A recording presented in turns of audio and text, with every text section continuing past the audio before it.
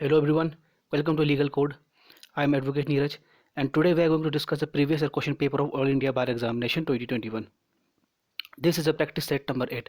इससे पहले मैंने 7 प्रैक्टिस सेट्स को यूट्यूब में अपलोड कर दिया. आप लोग जाएं और मैक्सिमम से मैक्सिमम रिवाइज करें क्योंकि मैंने बताया कि most of the questions previous year question paper से रिपीट होते हैं. नेक्स्ट देखिए, मैंने आपको बताने के लिए ये मैंने अब प्रैक्टिस सेट्स डाल दिए हैं. आप लोग जाएँ और विजिट करें. नेक्स्ट सबसे पहला क्वेश्चन ये है कि second appeal under section number 100 is applicable किस में लागू होता है. सबसे पहले समझते हैं. सेकंड अपील सेक्शन नंबर 100 में बताया गया है ऑफ सीपीसी. सेकंड अपील हमेशा हाई कोर्ट में ही होती है और इसमें केवल सब्सटेंटिव पीस ऑफ लॉ के संबंध में होता है. इसका आंसर ए है, substantive question of law as formulated by the high court. अब सब्सटेंटिव क्वेश्चन ऑफ लॉ का मतलब क्या होता है? एक ऐसा क्वेश्चन ऑफ लॉ जो कि डिबेटेबल है, जिस पे अभी तक कोई सेटल्ड लॉ बनाया नहीं गया है. That is very very important.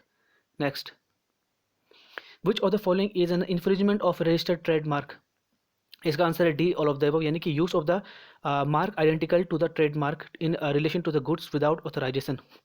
यानी कि सेम आइडेंटिकल मार्क्स का इस्तेमाल करना जो कि एक ही व्यापार से संबंधित है, ताकि जनता को भ्रमित किया जा सके जानबूझकर के इस प्रकार ट्रेडमार्क का इस्तेमाल करना जो कि जनता को भ्रमित कर सके कि वो उसी कंपनी का माल है, किसी अन्य कंपनी का नहीं. दूसरा, उस ट्रेडमार्क का एडवर्टाइजमेंट करना और इससे इसलिए करना ताकि दूसरे कंपनी को नुकसान हो, या ट्रेडमार्क का इस्तेमाल बिजनेस नेम के तौर पर करना और बिना किसी ऑथराइजेशन के. Next, a person undergoing life imprisonment. ये बेसिकली 43 ये आता है आपका section number 307 attempt to murder के, और उसी में ये सेक्शंस में दिया गया है. इसमें बताया कि अगर कोई व्यक्ति जो कि लाइफ इम्प्रिजमेंट का सज़ा काट रहा है, अगर वो किसी व्यक्ति का मर्डर कर देता है या उसको नुकसान पहुंचाता है, तो उसके लिए क्या पनिशमेंट है? तो इसका आंसर डेट इज़ डी. जैसे को लाइफ इम्प्रिजमेंट तो है, तो लाइफ इम्प्रिजमेंट भी हो सकती है, डेथ भी हो सकता है और इम्प्रिजमेंट भी हो सकता है. Next, restrictive power in India किस में एक्सरसाइज होता है? That is very very important. इसका आंसर है पार्लियामेंट में. Next, punishment to which offenders are liable under provision of IPCR. तो 45 का आंसर डेट इज डी, यानी कि अगर आईपीसी के तहत किसी व्यक्ति को अगर कोई सजा दी जाती है, किसी अपराधी को, तो कौन कौन सी सजा हो सकती है? तो इसमें ये तो एक या तो डेथ या फिर इम्प्रिजमेंट फॉर लाइफ, या फिर उसको कठोर कारावास की सजा दी जाती है, या साधारण कारावास की भी सजा दी जा सकती है, या फिर उसकी संपत्ति को जब्त कर लिया जाता है, या फिर फाइन भी भरा जा सकता है. नेक्स्ट, मैकनाटन का रूल वेरी वेरी इंपॉर्टेंट. मैकनाटन का जो वाद है वो इंसैनिटी यानी कि पागलपन से संबंधित है.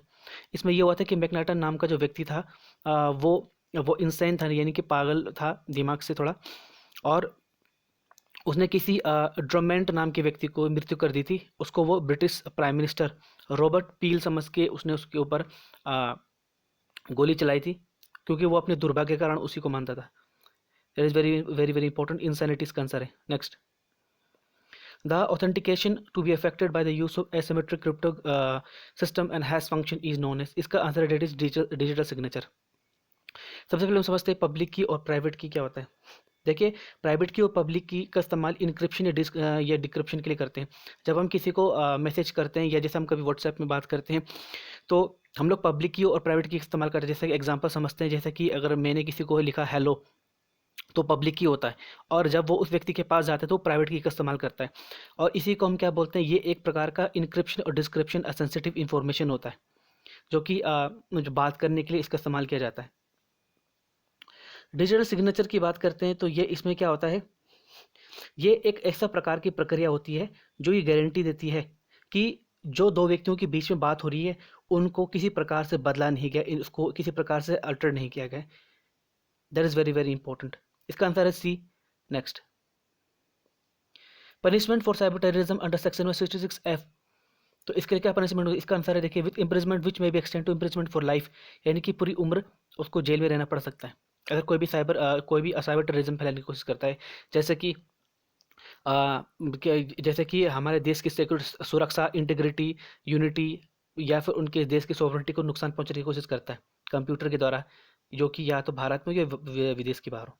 Next, section number 2J of the industrial dispute act 1947 के, देखिए ये क्वेश्चन ना कम से कम 2 या 3 बार आ चुका है.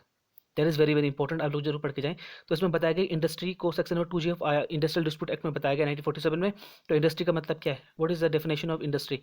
इसका आंसर है बिजनेस, ट्रेड और अंडरटेकिंग, मैन्युफैक्चर और calling of employers, included any calling services और employment, handicrafts, industrial occupation of workmen. इसका आंसर है दैट इज डी, यानी कि सभी इसके आंसर होंगे। नेक्स्ट, हिंदू मैरिज एक्ट 1955 के कौन से प्रोविजन के तहत फॉल्ट थ्योरी ऑफ डाइवोर्स के बारे में बताया गया? There is section number 13(1). तो इसमें बेसिकली होता है कि सेक्शन 13(1) यानी कि बेसिकली सेक्शन 13 डाइवोर्स के बारे में सेक्शन 13(1) में बताया गया है कि अगर कोई भी पति या पत्नी वॉलंटरी इंटरकोर्स करते हैं आफ्टर, यानी कि जब विधिपूर्ण विवाह हो जाता है उसके बाद, मतलब वॉलंटरी इंटरकोर्स करते हैं हस्बैंड या वाइफ कोई भी करते हैं, तो उनके बारे में बताया गया सेक्शन नंबर 13। इसी को फॉल्ट थ्योरी ऑफ डाइवोर्स भी बोलते हैं। सेक्शन नंबर 11 में वॉइड मैरिज होता है। वॉइड मैरिज कोई मैरिज होता नहीं है, क्योंकि आप केवल आप विधिपूर्ण कार्य करने मात्र से ही आप लोग इसमें आप वो नहीं माने जाते हैं, क्योंकि एक मैरिज को वैलिड करने के लिए कुछ कंडीशन होती है जो कि सेक्शन नंबर 5 में बताया गया। सेक्शन 13B में बताया गया है कि divorce by the mutual consent, यानी कि जो भी हस्बैंड वाइफ है म्यूचुअल अपनी आपसी सहमति से तलाक ले सकते हैं, सेक्शन 13B। सेक्शन नंबर 13(2) में बताया गया है कि जो पेटिशनर जो होता है उसके द्वारा अगर किसी या हस्बैंड या वाइफ किसी द्वारा उसके साथ निर्दयता की जाती है, यानी कि क्रूरलिटी की जाती है। इसका आंसर है that is A, section 13(1). That is next, Hindu maintenance and adoption act 1956, which of the following circumstances can be dependent enforce his right to maintenance against the transferee in a state out of which he has a right to receive maintenance? Hindu maintenance और adoption act 1956 के तहत इनमें से कौन सी परिस्थिति में यानी एक डिपेंडेंट जो होता है अपने अधिकार को लागू करा सकता है अपने मेंटेनेंस का, जबकि उस प्रकार की जो स्टेट यानी कि जो संपदा है वो ट्रांसफरी के विरुद्ध में होती है? तो इसका आंसर सी है, यानी कि और ट्रांसफरी अगर ट्रांसफरी को इस प्रकार के अधिकार का ज्ञान है, ये सूचना है, या फिर जब इसका आंसर हो जाएगा दैट इज, इसका answer that is C, that is both A और B. B that when the transfer is gratuitous. इसका answer C, that is both A and B. Next, which of the following courts tribunal cannot enter in public interest litigation? इसका answer C, that is central administrative tribunal, ये नहीं ले सकता, बाकी supreme court high court ले सकते हैं। Next, A places man with firearms at the outlets of the building and tells that they will fire at Z if attempt to leave the building. इसका basically answer B है, यानी कि wrongfully confined Z, wrongfully confined Z। तो इसका answer ये है, लेकिन AIB वालों ने इसका आंसर डी दिया था। Next, A inside a dog to spring upon Z without Z's consent. A intended cause injury fear और अनोयंस टू जेड। तो उसने क्या क्या इस्तेमाल, यानी एक आदमी है जेड नाम का व्यक्ति एक अपने कुत्ते को मतलब जानबूझकर उकसाता है और वो जेड के कंसेंट की बिना उकसाता है ताकि उसको इंजरी और इससे इंजरी या उसको डर या इसी प्रकार की परेशानी होती है। तो उसने क्या किया है, उसने क्रिमिनल फोर्स का इस्तेमाल किया है। Next, A causes cattle to enter upon his field belonging to Z intending to cause knowing that he is likely to cause damage to जेड्स क्रॉप।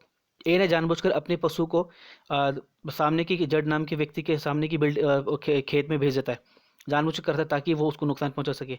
तो उसने क्या किया है मिसचीफ। मिसचीफ आता है सेक्शन नंबर 441, सॉरी 425 में आता है मिसचीफ, 425 में बताया जाता है, जिसमें लिखा गया है कि अगर कोई व्यक्ति जानबूझ के ऐसे इंटेंशन के साथ ये जानता है कि जो सामने वाले व्यक्ति को जानबूझकर ऐसा काम करता है जिससे उसकी व्यक्ति को मतलब उसको लॉस हो या उसको डैमेज हो या संपत्ति का जो मूल्य होता है कि वैल्यू उसको मतलब उसको नाश करता है या प्रॉपर्टी को इस प्रकार की में तब्दीली करता है जिससे उसकी वैल्यू कम हो जाती है, इसके बारे में बताया गया मिसचीफ में। अब हम बात करते हैं क्रिमिनल ट्रेसपास 441 में बताया गया, यानी कि जानबूझकर कि अनलॉफुल तरीके से दूसरे के संपत्ति में प्राइवेट प्रॉपर्टी में जाना और कोई अपराध करना, या फिर वो विधिपूर्ण तरीके से यानी कि लॉफुली भी जा सकता है लेकिन वहाँ पे कोई विधि विरुद्ध कार्य करना, दैट इज ऑल्सो इसके अंदर आ सकता है। अब सी की बात करते हैं, क्रिमिनल ब्रीच ऑफ ट्रस्ट क्या होता है, या था section number 406 of Indian penal code IPC में, जिसमें बताया गया कि किसी भी संपत्ति को अगर कोई इंसान सौंपता है और वो उसको मतलब विधिपूर्ण तरीके से सौंपता है तो वो जानबूझकर को उसको उसमें उसका इस्तेमाल अपने लिए स्वयं के लिए करता है, या फिर जो विधिपूर्ण जो कार्य होता है यानी कि जो अथॉरिटी के द्वारा जिस काम को लिए दिया जाता है उस का उस विधिपूर्ण कार्य को ना करके कोई दूसरा काम करता है, तो इसे क्रिमिनल ब्रीच ऑफ ट्रस्ट कहते हैं। इसके लिए ये बहुत गंभीर अपराध होता है, इसके लिए 3 साल तक की सजा होती है। Next, from which of the following countries the constitution of India has borrowed the power of judicial review. Judicial review कहाँ से लिया हमने? यूएसए से लिया है। यूएसए से हमने बहुत सारी चीज़ें ली है, जैसे कि हमने इसमें से लिया supreme court, sorry supreme court इसको, या सॉरी जुडिशरी को हमने यहाँ से लिया हुआ है। और आयरलैंड से हमने लिया directive principle of state policy. Canada से हमने लिया जैसे कि federal strong centre, residual power of the centre. United kingdom से हमने लिया parliament, very very important. Enforcement of which of the following article of Constitution cannot be suspended even during the proclamation of emergency। देखिए article number 312 में 352 में बताया गया, 352 में, जिसमें लिखा कि अगर कोई भी युद्ध या फिर बाहरी आक्रमण से या फिर अगर कोई भी सशस्त्र विद्रोह होता है तो नेशनल इमरजेंसी के दौरान, यानी कि आर्टिकल नंबर 358 के तहत आर्टिकल नंबर 19 में जो 6 किस्म के जो अधिकार दिए जाते हैं वो सस्पेंड हो जाते हैं। और इसको 44 कॉन्स्टिट्यूशन अमेंडमेंट द्वारा मतलब इसमें जोड़ा गया था, जिसके तहत बताया गया था कि जब कभी भी नेशनल इमरजेंसी घोषित किया जाता है, चाहे वो युद्ध की यानी कि वार हो या फिर भारी आक्रमण हो या फिर कभी भी इंटरनल डिस्टर्बेंसेस होता है, तो इसके आधार पर आर्टिकल 19 के को मतलब सस्पेंड किया जा सकता है, लेकिन कभी भी 19 और 20 को नहीं किया जा सकता। इसको 44 कॉन्स्टिट्यूशन अमेंडमेंट द्वारा जोड़ा गया था। That is very very important. 20 का आंसर है विच of the following provision of the advocate act 1961, जिसमें बताया गया है कि बार काउंसिल के पास शक्ति होती है कि वो स्वयं इटसेल्फ वो किसी मतलब डिसिप्लिनरी एक्शन यानी कि उसके खिलाफ अनुशासनात्मक कार्रवाई के कार्रवाइयों को रोक सकती है स्टेट बार काउंसिल के पास से। तो 58 का जो डेट इज जो आंसर है, इसका आंसर डेट इज 36(2) में बताया गया है। बाकी देख लो, ऑप्शन देख लेते हैं। सेक्शन 35 में बताया गया कि एडवोकेट के द्वारा मिसकंडक्ट किए जाने पर कौन कौन सी पनिशमेंट मिलेगी, उसके बाद 35 में बताया गया है। उसके बाद 37 में बताया गया appeal to the bar council of India. Next, which court और authority has the power to punish any person for contempt of national company law tribunal. अगर नेशनल कंपनी लॉ ट्रिब्यूनल, इसमें बताया गया है कि अगर किसी व्यक्ति के द्वारा नेशनल कंपनी लॉ ट्रिब्यूनल के खिलाफ कंटेम्प्ट ऑफ कोर्ट किया जाता है, तो इसको कौन से अथॉरिटी या कौन से कोर्ट के द्वारा उस व्यक्ति को सजा सुनाई जाएगी? इसका आंसर है नेशनल कंपनी लॉ ट्रिब्यूनल, और कोई सजा नहीं सुनाएगी। Next, which of the following is not a vested interest. तो देखिए इसमें लिखा A stipulated date title in a property sale जो pass on his death. Stipulate का मतलब होता है आवश्यक शर्त। अगर इसमें लिखा गया है कि ए जो था एक आवश्यक शर्त ये जोड़ देता है कि यानी कि सी की मृत्यु के बाद वो प्रॉपर्टी, इसमें लिखा A stipulated date title in his property sale pass to C on his death. इसमें ए ये लिखता है कि अगर सी की मृत्यु हो जाती है, हाँ सॉरी, इसमें लिखा गया कि ए की मृत्यु के बाद ये प्रॉपर्टी सी को जाएगी। यस, इसका आंसर हो जाएगा ए, सही है। दूसरा लिखा है कि A stipulate date title in the property sale pass to C on the death of B, ये भी बिल्कुल सही है। और सी में लिखा गया कि stipulate date title in a property sale pass to C if he married to B, यानी कि इसमें कंडीशन जोड़ दिया गया है। जब जैसे कंडीशन जोड़ दिया जाता है तो कंडीशन क्या होता है, नल एंड वॉइड हो जाता है, और बाकी जितनी भी चीज़ें होती है वो वैलिड मानी जाती है। देखिए बात करते हैं stipulated title in the property sale pass to C after 10 years, ये भी बिल्कुल सही है, यानी 10 साल के बाद, यानी कि जब ए की मृत्यु हो जाती है सी को वो प्रॉपर्टी 10 साल के बाद मिलेगी, ये भी सही है। या जब वो ए की मृत्यु हो जाती है तो प्रॉपर्टी सी को मिलेगी, ये भी सही है। अगर वो मर जाता है तो टाइटल के तहत वो प्रॉपर्टी सी को मिलेगी, ये भी सही है। लेकिन जो सी वाले गलत है कि मतलब वो अगर ए बी से शादी करेगा तभी वो उसकी प्रॉपर्टी जाएगी, तो ये कोई वैलिड रीज़न नहीं है। इसमें जितने भी जो कंडीशंस होते हैं वो नल एंड वॉइड हो जाते हैं, बाकी जितने टर्म्स जितने भी जो शर्तें होती हैं बिल्कुल सही होती है। सो आज का सेशन यहीं पे समाप्त होता है। कि आप लोग से ये रिक्वेस्ट किया जाता है कि आप लोग जाएं, इसको जरूर लाइक करें, शेयर करें, सब्सक्राइब करें एंड फॉलो करें, और हमारे चैनल को ज़्यादा से ज़्यादा सब्सक्राइब करें और अपने फ्रेंड्स के साथ भेजें जिनका इस बार ऑल इंडिया बार एग्जामिनेशन का पेपर है। Thank you very much.